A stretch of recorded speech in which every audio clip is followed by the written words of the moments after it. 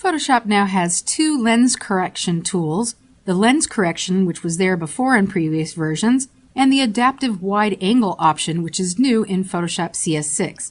Both of them deal with correcting lens distortion within an image, and it's especially noticeable when you're dealing with tall objects like buildings and poles that appear to be going off at an angle rather than standing straight upright. So we'll look at lens correction first. It's in the filter menu, and all you do is select it and a dialog box comes open.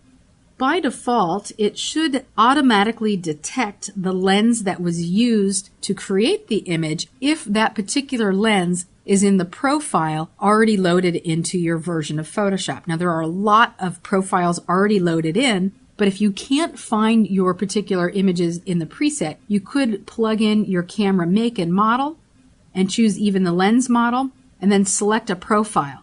Now, in this case, the camera model, it's identifying it as a Nikon D40, but the profile wasn't available, so we're using a Nikon D90 that has a similar range compared to the original camera settings. At the top is the auto correction area. There's also a custom tab, so if you wanted to go a little bit further into making corrections here, you can correct for geometric distortion, so turning that on and off. You could see that turning that on automatically improves the angle of the masts of these boats. You can also turn on chromatic aberrations, which will improve the quality of the image. Vignette, you can increase or decrease a vignette, so you can add it if it's there or subtract it if you want to subtract it. And so you can make it darker, make it lighter, add it or subtract it. There's also auto scale image, so as you're modifying it with these different options, it will scale to fill the original boundaries of your dialog box, your image. You can also choose edge transparency, edge extension, or black or white. In the custom area, you can increase or decrease the amount of distortion.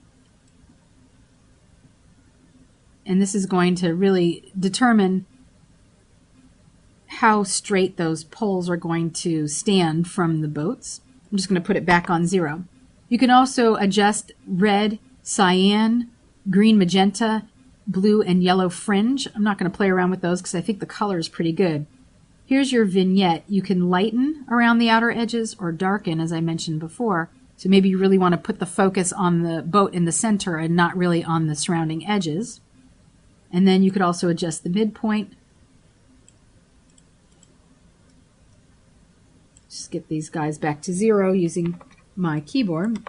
And then you can also transform the vertical or horizontal perspective for your image. So if we wanted to adjust that out or in, we could certainly do that. And even adjust the angle of the image.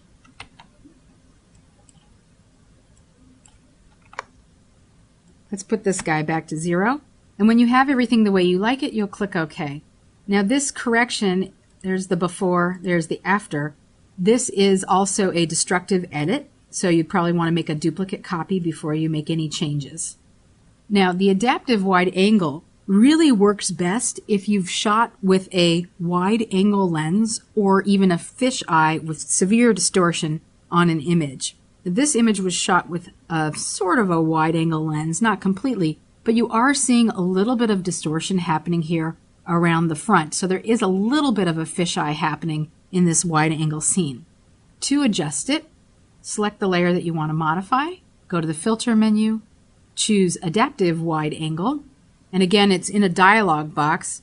Now here is where you can adjust the angle of the distortion and have Photoshop auto-correct for you.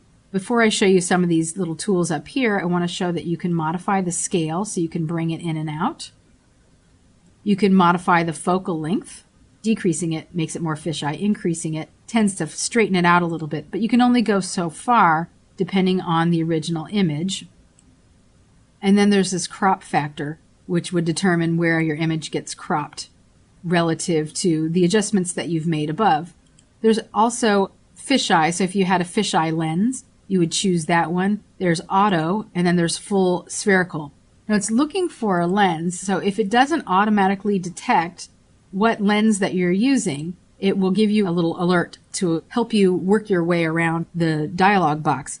It's not perfect, but in this case it is detecting the Nikon D40 that was used to shoot this image. Now with this cursor up here, you can create a constraint line by clicking and dragging in a line to try and adjust the curvature. So I could click, and notice as I'm dragging, that line is sort of curving along with it. So it's detecting that there was a wide angle or fisheye used, and now it's straightening based on that detection.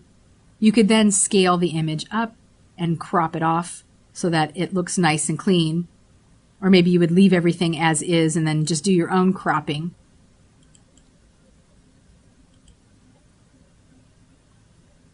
And when you have it the way you like it, just click OK. Again, this is a destructive edit, so you would probably only want to make the change on your duplicate copy of your image and not on the original. So here's another example of before, a bunch of people at a concert, and here it is after. We've just adjusted it down so that there's no curvature happening towards the bottom of the screen. Everything is nice and clean.